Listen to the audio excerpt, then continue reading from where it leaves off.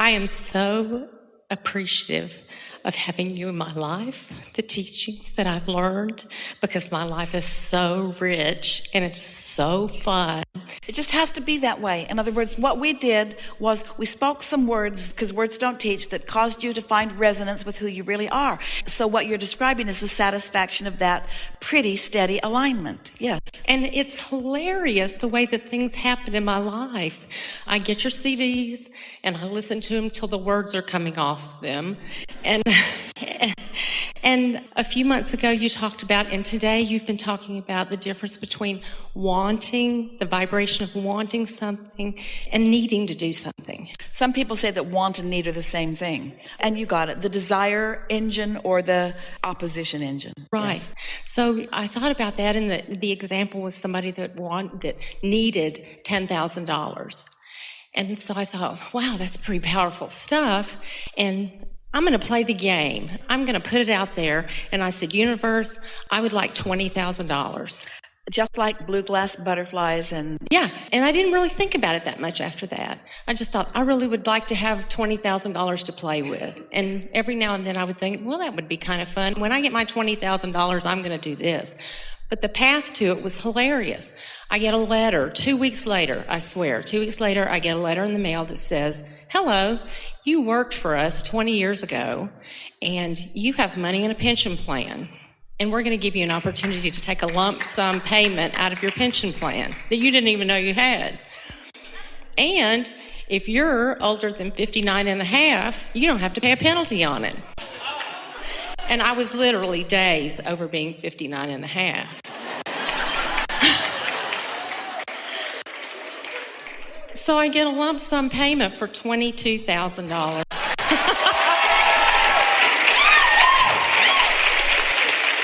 And it was no effort. And I had a blast with the way the whole thing evolved. When I got the money, that was fun too. But it was still, the whole way that the thing evolved was hilarious to me. Before you give us too much description of that, because we want to go back and get some of that, we have two more stories that we want to tell you that are sort of kind of like that were told to us in the same seminar a few weeks ago. So a woman said that she was wanting to come to one of these seminars and was trying to make her way there. The expense was a big of an issue for her, and so her friend arranged through an airline that she is affiliated with to get her some standby tickets. So the two girls were flying from two different cities, and they were on their way to Chicago. And when she got to the airport, she went right through the security. That part of it was really easy for her. And then when she went to get to the flight, she did not get on that flight. It was full, so she was not able to stand by and get on. So then she did not feel discouraged. She was thinking that the next one, it would happen for her, but the next flight came and she didn't get on it either. So she's still feeling optimistic and very appreciative of her friend. She calls her friend, who is getting ready to board her flight in another city, and said, well, I didn't get on either of these flights. Do you have any suggestions? And her friend said, well, maybe you could fly to New York and maybe there would be more flights from there to where you want to be. Why don't you ask someone? So she went to the service center and said to a new person behind the counter, do you think I could get on standby to go to New York? And then maybe I could get to where I want to go.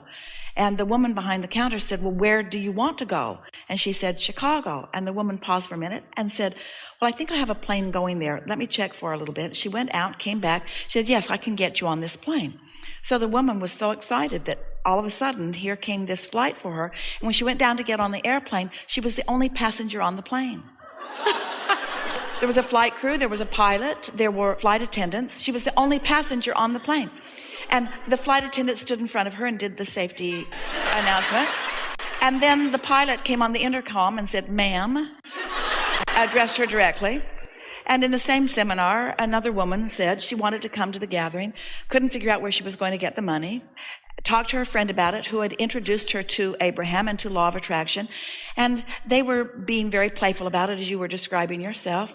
And one day, several days before the event was taking place, they were taking a walk through the woods where the leaves are falling. And she looked over and she saw something sort of shining under a leaf, sort of. And she pulled it out, and it was a big diamond earring. Couldn't possibly be real. It's too big to be real, but it was. It was a $9,000 diamond. And so she had no problem making her way to the seminar. And so what we want to ask you to think about those examples and this example, and we especially want you to think about it. So what were the components? What was the mood within you? In other words, you kept using the word playful. You were being playful about it. So it wasn't urgent. In any of these stories where instant manifestation or nearly instant manifestation came about, no one was worried about how it was going to happen. And this is what we really want to say about all three of these. When you know what you want and why you want it, but you are not invested in how it's going to come, when it's going to be there, who's going to bring it, because those questions to which you don't know answers cause you to put engines on the other end of your train. If you're just asking and not doing that thing you do that contradicts your asking, it will come, and it will come fast. And so once you have experiences like that, and another and another and another, after a little while, you start to recognize the formula. And this is the thing that someone else listening into a story has a harder time getting, because the formula that we want you to pay attention to is the emotional formula. It's the way you feel about it. In other words, when you say, I'm playful about it, anyone listening to you talking about how fun it would be for $22,000 to just come, they may or may not be feeling playful. They may really need the $20,000, or they may not believe that it could come. And that's what you talked about that I listened to that started the whole thing. It would just, I guess it clicked for me finally. And that's why we say start with something easy. And by something easy, it means something that you haven't beaten to death with your doubt. Something that you're not so wadded up in that you can't find a breakthrough. Start with easy things and let the universe show you. The universe will show you the following. The universe will show you, you are your inner being's object of attention. You have our undivided attention. And we mean that. Only you are the divider of the energy. Only you can split the energy. So we wrote a whole book about that. When you ask, it is given. Question is, how do you receive the impulse? How do you be in the right place at the right time? There are people that get those letters and don't even open them. A person in a funk might even see that as junk mail. There are all kinds of things that keep you from receiving what you are wanting. Well, you had talked about being kind to yourself and be easier and rest more. And I had really started doing a lot of that. I'd been really busy, but I thought, I need to take some time for me. So I'm sitting on my back porch, and we live in the country, and it's beautiful. And I'm watching the birds, and I'm taking more time for myself. And in that part of my life, are you saying to us, the most productive thing that you could possibly do in terms of getting everything that you want is to do things that feel good to you? And it's easy. It was easy. Because this is the art of allowing, not the art of making it happen. This is the law of attraction, not the law of assertion. You are worthy. One of our favorite things that happens as you get on a run like this, where you just begin to believe in your ability to receive, is that you begin finally to feel worthy. And once that belief clicks into place, once you show yourself the simple process of just getting in sync with what you've already asked for, and you find out how powerful and smart and specific and connected the universe is in delivering to you, and then start to enjoy your aligned, clear-minded, receptive mode part of realizing that you were in the right place at the right time. You begin saying things to yourself like, well, I was going to go over there, and then instead I went over there. Esther came down this morning. She likes to sit and sort of meditate and relax and make sure that she's where she needs to be and that her microphone is connecting with the system and so forth. And she usually gets here 20 minutes before start time, because that's just about the right amount of time for her to get into that rhythm. And this morning, she felt the impulse to come down at 25 after instead of 20 minutes before. So she was 15 minutes ahead of usual. And she thought, don't know why. It's not what I usually do. Just felt like the thing to do. And she was miraculously ready 15 minutes early. That in and of itself is sort of like a world event. And then she was sitting there, and then the announcement is going to take the stairs. And Esther thought, somebody knew that was coming. Somebody knew that that announcement to take the stairs was coming. Somebody knew that my path of least resistance was to come down a little early rather than climb down the stairs at the time that I'd planned on coming. In other words, your source, your resources, there is so much information that is to your benefit.